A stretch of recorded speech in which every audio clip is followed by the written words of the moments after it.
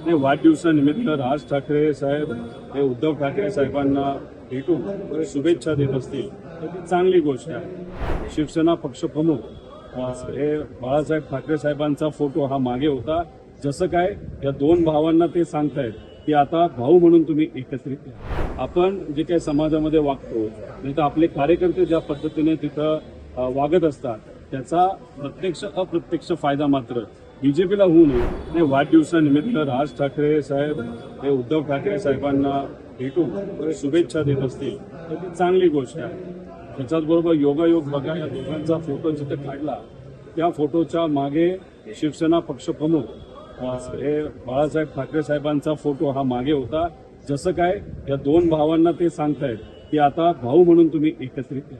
आता याचा राजकीय अर्थ काढून चालणार नाही. आमचं एकच म्हणणं आहे की मराठी अस्मिता, महाराष्ट्राची अस्मिता, महाराष्ट्राचा विकास करण्यासाठी जे जे कोणी एकत्रित येत आहेत त्याचं स्वागतच आहे.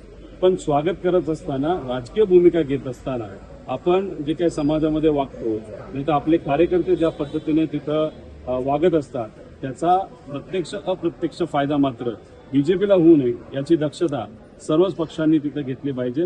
पण दोन भाऊ एकत्रित येत असेल तर महाराष्ट्राच्या संस्कृतीप्रमाणे त्या गोष्टीचं स्वागत आपण सर्वांनी केलंच पाहिजे. आणि ह्याच्यामध्ये आम्ही राजकीय भेट न समजता याला फक्त कौटुंबिक भेट असं तिथं समजतो आणि त्याच्या पलीकडे तिथं काही नसेल असं मला तरी तिथं वाटतं. सोशल मीडियाच्या भाऊ गर्दीत विश्वासार्हतेने चकाकणारे नाव म्हणजे लेट्सअप मराठी.